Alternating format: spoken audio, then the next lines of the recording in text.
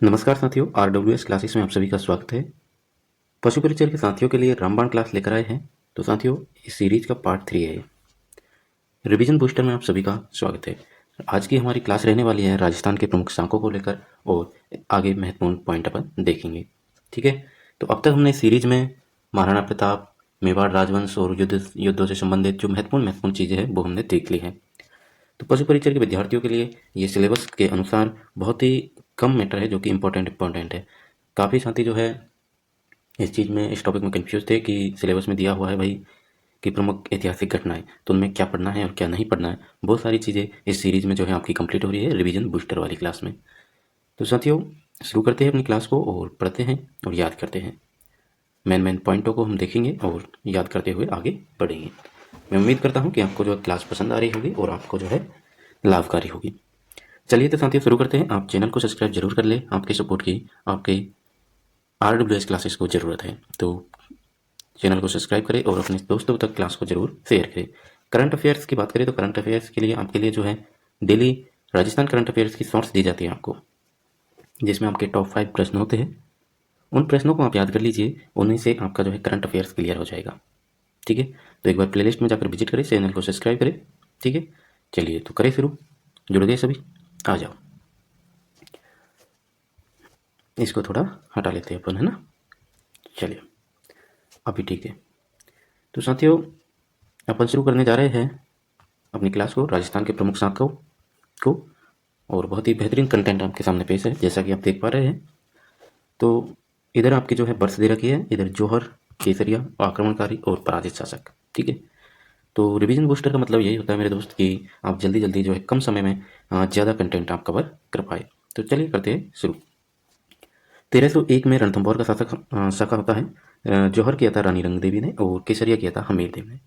आक्रमणकारी की बात करें तो अलाउद्दीन खिलजी था और पराजित शासक यानी कि जौहर किया था हमारे हमीर देव चौहान ने। 1303 की बात करें तो 1303 में चित्तौड़ का प्रथम शाखा होता है, रानी पद्मिनी ने जौहर किया था और केसरिया किया था गोरा और बादल ने।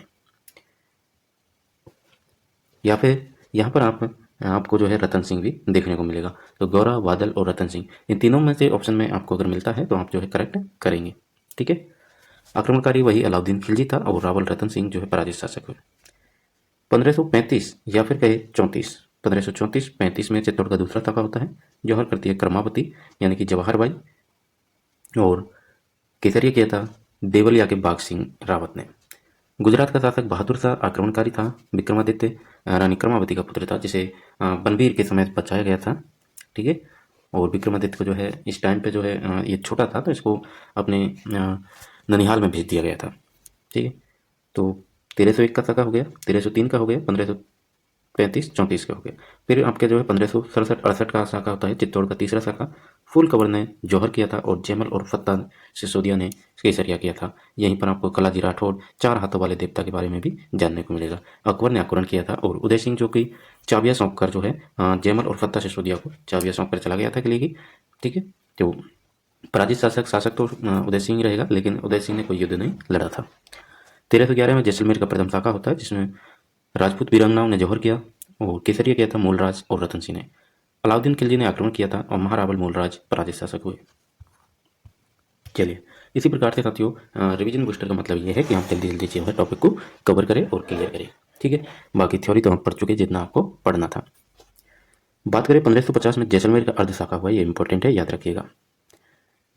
पूछा जाता है अर्ध शाखा, जैसलमेर का अर्ध शाखा। यहाँ पर ऐसे पूछा जाता है कि राजस्थान का प्रथम जो अर्ध शाखा हुआ था वो कहाँ पर हुआ था, जो जैसलमेर में हुआ था। कब हुआ था, तो 1550 में हुआ था। यहाँ पर जौहर नहीं हुआ था, केसरिया किया था राव लोनकर ने और आक्रमणकारी अमीर अली थे और पराजित शासक लोनकरण जी। 1308 में सिवाना का प्रथम शाखा होता है। मैणादे ने जौहर किया था और शीतल देव या फिर आपको सातल देव भी देखने को मिल सकता है, सोमेश्वर भी देखने को मिल सकता है, तो इन्होंने केसरिया किया। अलाउद्दीन खिलजी ने आक्रमण किया था और पराजित शासक जो है सातल देव शीतल देव हो जाएंगे। 1582 में सिवाना का दूसरा शाखा होता है। हाडी रानी ने जौहर किया था। कल्ला राजपूत और राठौड़ व मुस्लिम ने जो है केसरिया किया था।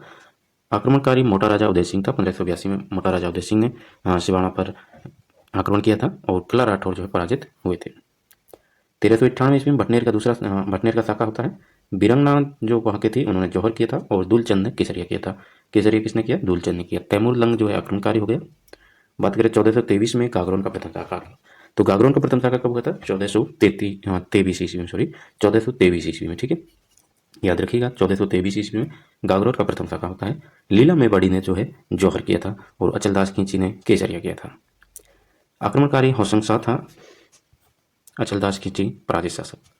1444 में गागरोन का दूसरा शाखा होता है। तो प्रथम शाखा 1423, 1444 में दूसरा शाखा होता है। राजपूत वीरांगनाओं ने जौहर किया और पालन सिंह ने जो है केसरिया किया था। महमूद खिलजी प्रथम ने आक्रमण किया था। अब बात करें 1311 में जालौर का शाखा होता है। जैतलदेव ने जौहर किया था और कानरदेव बीरमदेव जो कि बहुत ही सुंदर और जो अपने अलाउद्दीन खिलजी की पुत्री फिरोजा को इनसे प्रेम हुआ था, इसी इनके जो प्रेम की वजह से ये युद्ध होता है, ठीक है। तो अलाउद्दीन खिलजी ने आक्रमण किया था और कानरदेव चौहान जो है पराजित शासक कहलाए। चलिए, और राजस्थान के प्रथम शाखा की बात करें तो रणथंभौर का शाखा प्रथम शाखा कहलाया। कानरदेव प्रबंधन में वर्णन है जालौर की शाखा का। केसर हुआ लेकिन जौहर नहीं हुआ, यानी अर्ध शाखा जैसलमेर का अर्ध शाखा, ठीक है। मुस्लिम महिलाओं ने भी जौहर किया था पटनेर शाखा में, ठीक है। अब बात करते हैं राजस्थान की महत्वपूर्ण ऐतिहासिक घटनाओं के बारे में। आ जाइए, सारणी के माध्यम से ही देखेंगे अपन, बहुत ही बेहतरीन कंटेंट है आपके सामने, तो चैनल को सब्सक्राइब जरूर करें। 1178 में आबू का युद्ध होता है मूलराज द्वितीय और मोहम्मद गौरी के मध्य में। बात करें, मूलराज द्वितीय की विजय होती है और मोहम्मद गौरी की भारत में प्रथम पराजय होती है। 1182 में तुमुल महुआ का युद्ध होता है चौहान शासक पृथ्वीराज तृतीय और चंदेल शासक परमर्दी देव के मध्य में। पृथ्वीराज तृतीय परमर्दी देव के सेनापति आलाउद्दीन वीरगति को प्राप्त हुए थे इसमें। 1191 में तराइन का प्रथम युद्ध होता है। तुर्क आक्रमणकारी मोहम्मद गौरी और पृथ्वीराज चौहान के मध्य होता है। पृथ्वीराज चौहान तृतीय पृथ्वीराज चौहान तृतीय की जीत होती है इसमें। और 1192 में फिर से तराइन का द्वितीय युद्ध होता है। इन्हीं मोहम्मद गौरी और पृथ्वीराज चौहान के मध्य मोहम्मद गौरी की इसमें विजय होती है। फिर आपका जो है 1301 में रणथंभौर का युद्ध होता है जिसमें अलाउद्दीन खिलजी और हमीरदेव चौहान के मध्य होता है। अलाउद्दीन खिलजी की विजय होती है, रानी रंग देवी के नेतृत्व में जौहर होता है और राजस्थान का प्रथम शाखा कहलाया है, ठीक है। 1303 में चित्तौड़ का युद्ध होता है। चित्तौड़ का शाखा होता है प्रथम शाखा अलाउद्दीन खिलजी और रावल रतन सिंह के मध्य। अलाउद्दीन खिलजी की विजय होती है, रानी पद्मिनी के नेतृत्व में जौहर होता है। चित्तौड़ का प्रथम शाखा और राजस्थान का दूसरा शाखा कहलाया। 1308 में सिवाना का युद्ध होता है बालोतरा में। कमालुद्दीन गुर्ग यानी कि अलाउद्दीन खिलजी और सतलदेव के मध्य होता है। अलाउद्दीन खिलजी की विजय होती है इसमें। कमालुद्दीन गुर्ग अलाउद्दीन खिलजी का सेनापति था, याद रखिएगा। 1311 में जालौर का युद्ध होता है जिसमें कमालुद्दीन गुर्ग और कानरदेव के मध्य होता है। अलाउद्दीन खिलजी पद्मनाभ ने अपने ग्रंथ कानरदेव प्रबंध में इस युद्ध का विस्तार से वर्णन किया है। 1326 ईस्वी में सिंगोली पर्वतसर का युद्ध होता है। सिसोदिया राणा हमीर और मोहम्मद बिन तुगलक की सेना के मध्य होता है। राणा हमीर की विजय होती है। 1437 में सारंगपुर युद्ध होता है। महाराणा कुंभा और मालवा के सुल्तान महमूद खिलजी प्रथम के मध्य है। कुंभा की इसमें विजय होती है और इस विजय के उपलक्ष्य में कुंभा ने, आप सभी को याद है, चित्तौड़ में विजय स्तंभ का निर्माण करवाया था। 1517 में खातौली का युद्ध होता है। खातौली कोटा में है और महाराणा सांगा और दिल्ली के सुल्तान इब्राहिम लोदी के बीच ये होता है। महाराणा सांगा की विजय होती है। आप सभी को इनके बारे में मैं बता चुका हूँ पहले भी और फिर से हम देख रहे हैं। अब इसमें समझाने वाली बात तो कुछ है नहीं, आप सभी ने जितना पढ़ना था पढ़ लिया, तो आपको सीधा सीधा पॉइंट टू पॉइंट याद करना है। जो आपकी ऐतिहासिक घटनाएं दे रखी थी सिलेबस में, उनके अनुसार आपको जो है ऐतिहासिक जो प्रमुख घटनाएं उनको शामिल किया गया है। तो बात करें 1518 में बाड़ी का युद्ध होता है। बाड़ी जो है धौलपुर में है। बाड़ी एक स्थान है वहाँ पर धौलपुर में, धौलपुर जिले में। मियाँ हुसैन फार्मूली और मियाँ माखन इब्राहिम लोदी और महाराणा सांगा के मध्य होता है। महाराणा सांगा ने इन दोनों को पीटा। फिर बात करें 1519 में गागरोन का युद्ध होता है। महाराणा सांगा और मालवा के सुल्तान महमूद खिलजी द्वितीय के मध्य महाराणा सांगा की विजय होती है। 16 फरवरी 1527 को ब्याना का युद्ध होता है भरतपुर में। महाराणा सांगा और मुगल सेना यानी बाबर की सेना के मध्य होता है। पहले बाबर की सेना ने ब्याना पर अधिकार किया, पर फिर पुनः सांगा ने ब्याना ले लिया था, ठीक है। तो ब्याना युद्ध में तो सांगा की विजय होती है, लेकिन आपका जो है 17 मार्च 1527 यानी कि एक महीने बाद ही लगभग खानवा का युद्ध होता है और महाराणा सांगा और बाबर के मध्य होता है। इसमें बाबर की विजय हो जाती है। बाबर की विजय हुई। मुस्लिम शासक हसन खां मेवाती नागौर और महमूद लोदी इब्राहिम लोदी का भाई ने इस युद्ध में महाराणा सांगा की ओर से भाग लिया था। बाबर ने इसमें तेलुगुमा पद्धति का उपयोग किया था, जिहाद का नारा दिया था। 1534-35, ठीक है। चित्तौड़ का युद्ध होता है। चित्तौड़ का शाखा होता है गुजरात के सुल्तान बहादुर शाह और राणा सांगा का पुत्र विक्रमादित्य, या फिर हम कहें विक्रमादित्य उस वक्त छोटा था तो इसने युद्ध नहीं लड़ा था, ये इसे ननिहाल भेज दिया गया था और रानी कर्मावती ने जो है युद्ध लड़ा था, जौहर किया था। बहादुर शाह विजय राजमाता कर्णावती या फिर कई संगा की पत्नी कर्मावती ने इस आक्रमण के विरुद्ध मुगल बादशाह हुमायूं को राखी भेजकर सहायता मांगी थी। रानी कर्मावती ने के नेतृत्व में जौहर होता है और चित्तौड़ का दूसरा साका होता है। साथियों, इस पॉइंट को आपको याद रखना है कि किसे राखी भेजी थी या फिर किसने राखी भेजी थी। तो ये कई बार पूछा जा चुका प्रश्न है। तो मुगल बादशाह हुमायूं को राखी भेजी थी, सहायता मांगी थी, लेकिन सहायता जो है नहीं मिल पाई थी।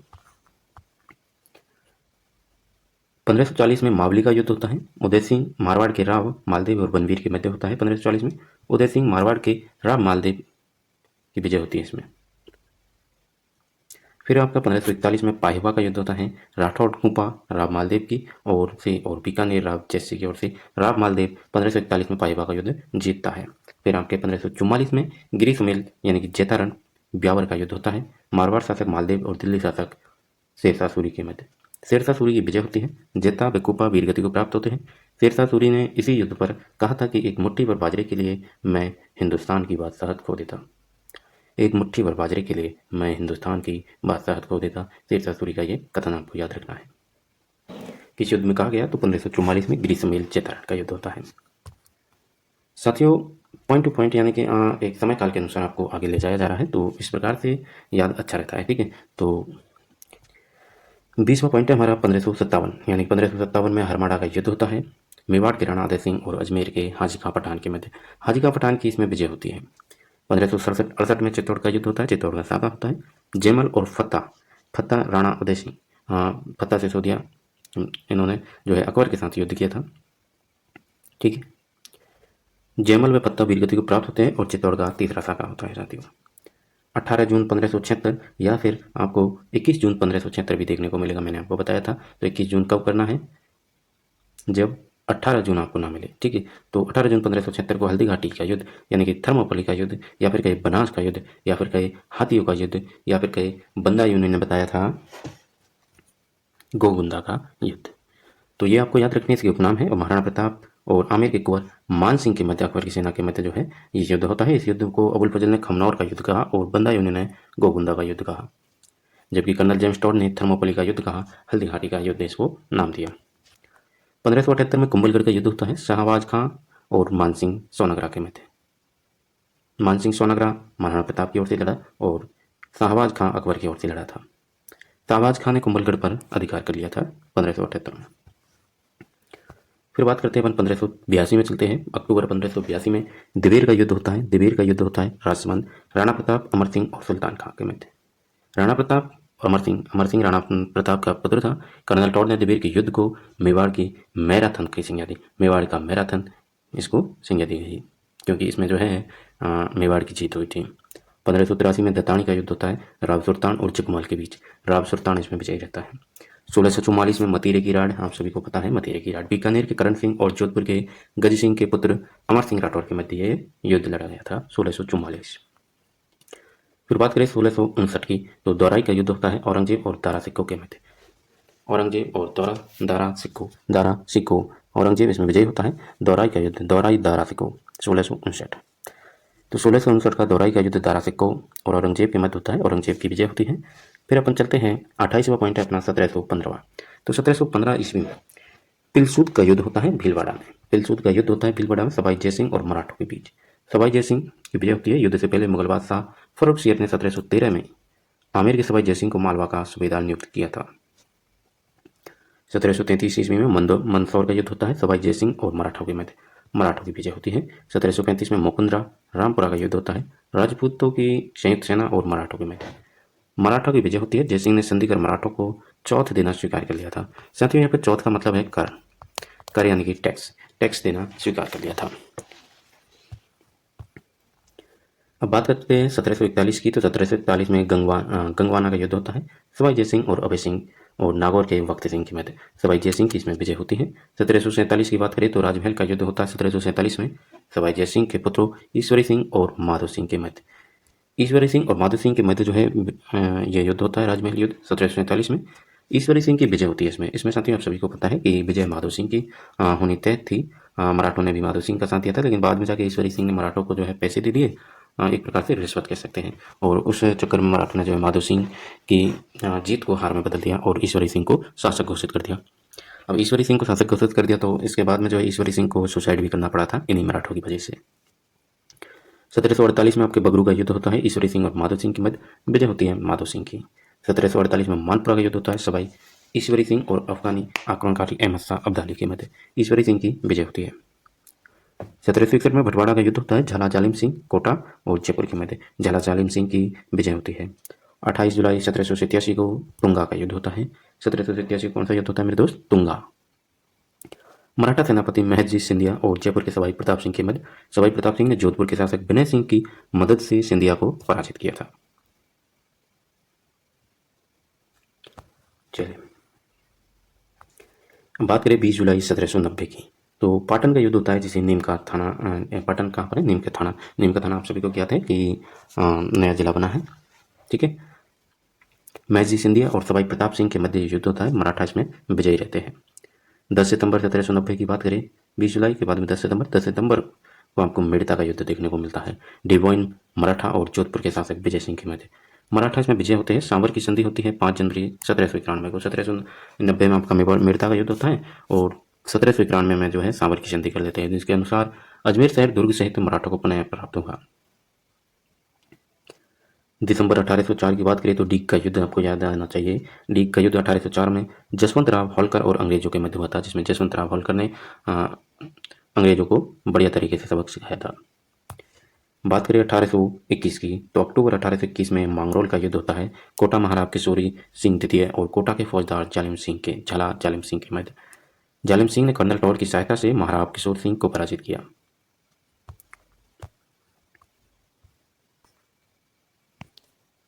बात करते हैं 1326 ईस्वी की, ठीक है। अब आ जाते हैं अपन 1326 की सन में, तो 1326 में सिंगोली प्रबस्तर का युद्ध होता है। सिसोदिया राणा हमीर और मोहम्मद बिन तुगलक की सेना के मध्य होता है, राणा हमीर की इसमें विजय होते हैं। 1437 ईस्वी में सारंगपुर का युद्ध होता है, कहाँ पर होता है? तो एमपी में होता है, मध्य प्रदेश में, महाराणा कुंभा और मालवा के सुल्तान महमूद खिलजी के प्रथम के मध्य। कुंभा की इसमें विजय होती है और इस विजय के उपलक्ष्य में ही महाराणा कुंभा चित्तौड़ में विजय स्तंभ का निर्माण करवाते हैं। 1517 ईस्वी में खतौली का युद्ध कोटा में महाराणा सांगा और दिल्ली के सुल्तान इब्राहिम लोदी के मध्य होता है, महाराणा सांगा की विजय होती है। 1518 में बाड़ी युद्ध बाड़ी धौलपुर, महाराणा सांगा की विजय होती है। मियाँ हुसैन फॉर्मूली मियाँ माखन और इब्राहिम लोदी और महाराणा सांगा के मध्य होता है। 1519 में गागरोन का युद्ध होता है, महाराणा सांगा और मालवा के सुल्तान महमूद खिलजी द्वितीय के मध्य, महाराणा सांगा की विजय होती है। फिर आपके 16 फरवरी 1527 को ब्याना युद्ध होता है भरतपुर में, जिसमें महाराणा सांगा और मुगल बादशाह बाबर की सेना थी। पहले बाबर की सेना ने ब्याना पर अधिकार किया, फिर पुनः सांगा ने ब्याना ले लिया था। साथियों ये जो है मुझे लगता है, हाँ बिल्कुल राइट। ये जो है अपन जो है वापस आ चुके हैं। इसी जो पीडीएफ है वो अपनी जो है थोड़ा सा रिपीट हो गई, तो अपन जो है इन सभी युद्धों के बारे में पढ़ चुके हैं। तो आज के लिए बस अपन इतना ही रखेंगे, थोड़ा टेक्निकल प्रॉब्लम की वजह से क्लास को यहीं करते हैं और फिर अगला नेक्स्ट टॉपिक अपन नेक्स्ट क्लास में पढ़ेंगे, इसी रिवीजन बूस्टर की सीरीज में। इसी प्रकार से अपन जो है आगे बढ़ते चलेंगे और पूरी जीके को कंप्लीट करेंगे पशु परीक्षा के साथियों के लिए। तो कैसी लगी क्लास ज़रूर बताइएगा और इसकी पीडीएफ के लिए आप जो है हमें इंस्टाग्राम पर मैसेज कर दीजिएगा, वहाँ से आपको जो पीडीएफ कैसे मिलेगी वो आपको बता दिया जाएगा, ठीक है। तो इन सभी को साथियों सीधा सीधा पढ़ना है और याद रखना है, डेट है, इनमें कोई ट्रिक्स और कुछ लगेगा नहीं, तो आपको जो है पढ़ना है और याद करना है। लेकिन आपको जो है एक सीक्वेंस से मैंने उपलब्ध करवा दी है, तो इसके लिए एक लाइक तो बनता है और कमेंट बनती है और चैनल को सब्सक्राइब जरूर करें साथियों। अपने जो है चैनल की ग्रो आप करवाए तभी तो मोटिवेशन मिलेगा बनाने का। तो कैसी लगी क्लास ज़रूर बताइएगा और चैनल को सब्सक्राइब जरूर करें, ठीक है साथियों। मिलते हैं अपन नेक्स्ट वीडियो में, तब तक के लिए जय हिंद जय भारत, नमस्कार साथियों।